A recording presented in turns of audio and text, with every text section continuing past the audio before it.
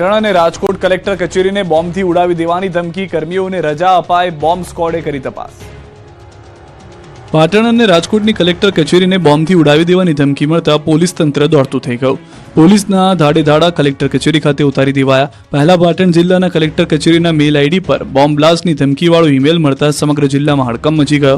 આ ઈમેલ 1:30 વાગ્યે એક આઈડી પરથી મોકલવામાં આવ્યો હતો, જેમાં બપોરે 3 વાગ્યા સુધી કલેક્ટર કચેરીમાં બ્લાસ્ટ થવાની શક્યતા દર્શાવવામાં આવી।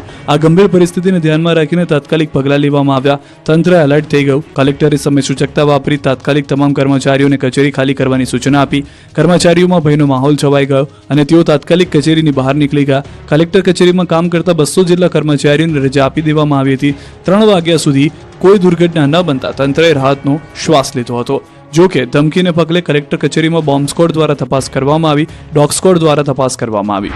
પાટણ બાદ રાજકોટ કલેક્ટર કચેરીને બોમ્બથી ઉડાવી દેવાની ધમકી મળી। જિલ્લા કલેક્ટરને ધમકીભર્યો ઈમેલ મળ્યો। આ મામલે જિલ્લા કલેક્ટરે પોલીસ વિભાગને જાણ કરી।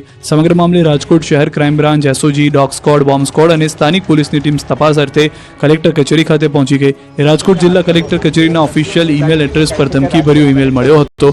બોમ્બ ડિસ્પોઝલ સ્ક્વોડ તેમજ ડોગ સ્ક્વોડની પણ મદદ લેવામાં આવી। પોલીસ દ્વારા જિલ્લા કલેક્ટર તેમજ અધિક કલેક્ટર સહિતનાઓની ઓફિસમાં પણ તપાસ હાથ ધરવામાં આવી। જો કે કંઈ પણ વાંધાજનક ન નીકળતા પોલીસે રાહતનો શ્વાસ લીધો। ત્યારે સાયબર ક્રાઇમની ટીમ દ્વારા ઈમેલ કરનાર વ્યક્તિનું આઈપી એડ્રેસ ટ્રેસ કરવા સહિતની કામગીરી હાલમાં હાથ ધરવામાં આવી છે। રાજકોટ શહેરમાં વધુ એક અકસ્માતની ઘટના। ગોંડલ રોડ માલધારી ફાટક પાસે અકસ્માત। ટ્રેક્ટર અને બાઇક વચ્ચે થઈ હતી ટક્કર। ટ્રેક્ટર ચાલકે સ્ટીયરિંગ પરથી કાબુ ગુમાવતા બની ઘટના। અકસ્માત બાદ ટ્રેક્ટર ચાલક ઘટના સ્થળેથી ફરાર। અકસ્માતના સીસીટીવી ફૂટેજ જોવા મળ્યા છે।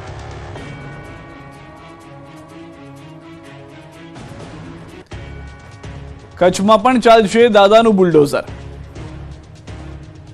કચ્છમાં ગેરકાયદે દબાણની પ્રવૃત્તિઓ કરનારા બેફામ બન્યા છે। કાયદાનો જાણે કોઈ ડર જ ન હોય તેમ ગેરકાયદે દબાણો કરી રહ્યા છે। ત્યારે તંત્ર દ્વારા પણ ગેરકાયદે દબાણ કરનારા સામે કાર્યવાહી કરવામાં આવી રહી છે। ગેરકાયદેસર બાંધકામ પર બુલડોઝર ફેરવવામાં આવી રહ્યું છે। સાથે જ અસામાજિક તત્વોના ગેરકાયદેસર બાંધકામો પણ દૂર કરવામાં આવી રહ્યા છે। સરકારી જમીન ઉપર ગેરકાયદેસર બાંધકામો કર્યા હોય તેનું જિલ્લા વહીવટીતંત્રે લિસ્ટ તૈયાર કરી રહ્યું છે। આગામી 15 એપ્રિલથી દબાણો હટાવવા ઝુંબેશ શરૂ કરાશે।